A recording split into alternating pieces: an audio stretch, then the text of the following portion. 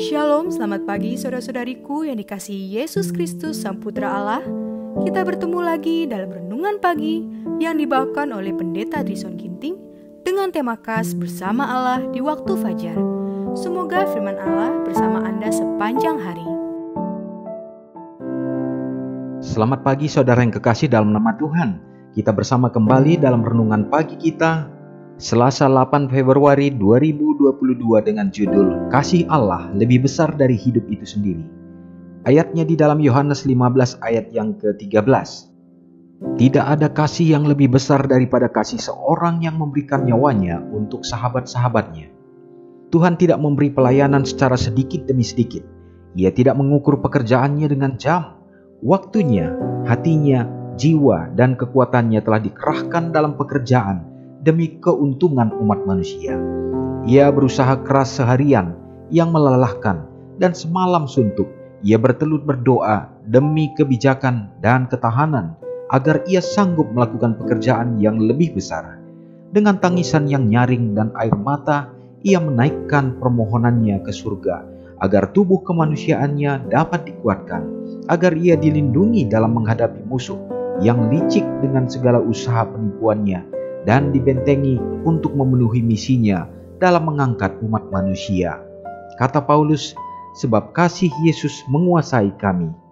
Inilah prinsip yang sebenarnya dari tabiatnya. Inilah yang menjadi kuasa motivasinya.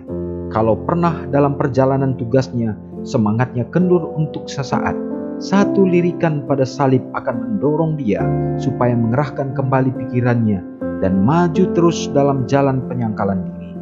Dalam pekerjaannya bagi saudara-saudaranya, ia bergantung banyak pada pernyataan kasih yang tak terbatas dalam pengorbanan Yesus dengan kuasanya yang menaklukkan dan memaksa. Dalam hidup Yesus, segala sesuatu dipusatkan pada pekerjaannya, yaitu pekerjaan besar penebusan di mana ia sudah datang untuk melaksanakannya. Pengabdian yang sama, penyangkalan diri, dan pengorbanan yang sama, penurutan kepada tuntutan firman Allah yang sama, seharusnya lah dinyatakan dalam diri murid-muridnya.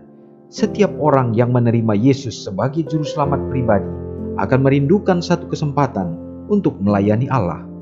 Dalam memikirkan apa yang telah dilakukan surga baginya, hatinya tergugah dengan kasih yang tak terbatas dan rasa syukur yang terpuji.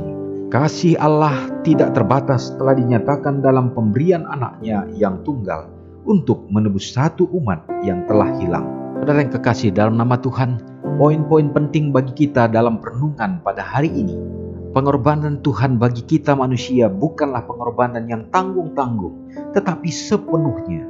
Penebusannya dengan cara untuk merasakan bagaimana kehidupan manusia, merasakan penderitaan, bahkan sakit, dan itu terlihat bagaimana dia juga memohon bantuan, pertolongan kuat kuasa daripada Bapaknya, supaya dia dapat menanggung segenap dosa-dosa manusia.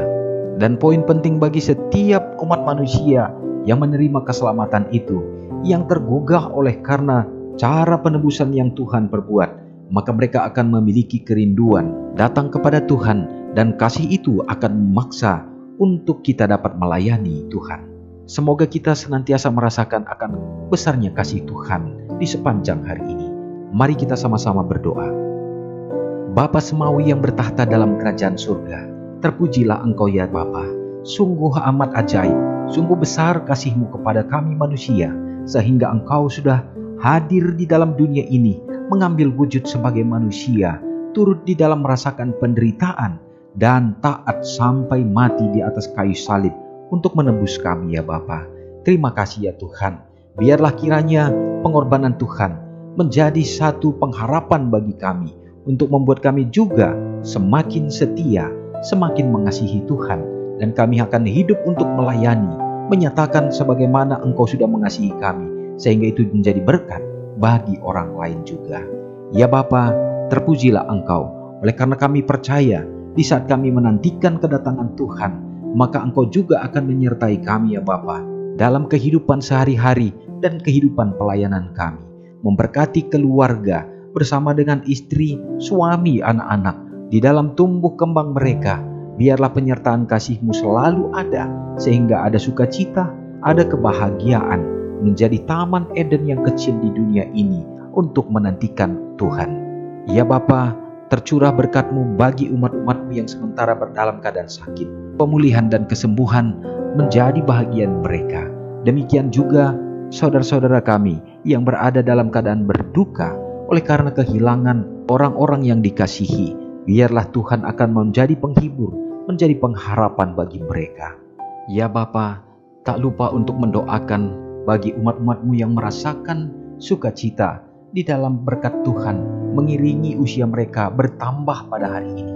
Biarlah Tuhan yang akan memberkati, memberikan jaminan baik kesehatan, demikian juga umur yang panjang dan diisi dengan berkat yang limpah dari surga. Terpujilah untuk semua kasih-Mu, dan biarlah berkat-berkat yang sama dapat kami nikmati ya Bapa. Ampuni dosa kami Tuhan, di dalam nama Yesus kami persembahkan doa ini. Amin. Selamat pagi, Tuhan Yesus memberkati. Ingatlah Matius 5 ayat 13-16. Biarlah kamu menjadi garam yang mengasinkan dan terang yang menyinari kehidupan orang lain. Jangan lupa subscribe, like, dan share ke seluruh dunia.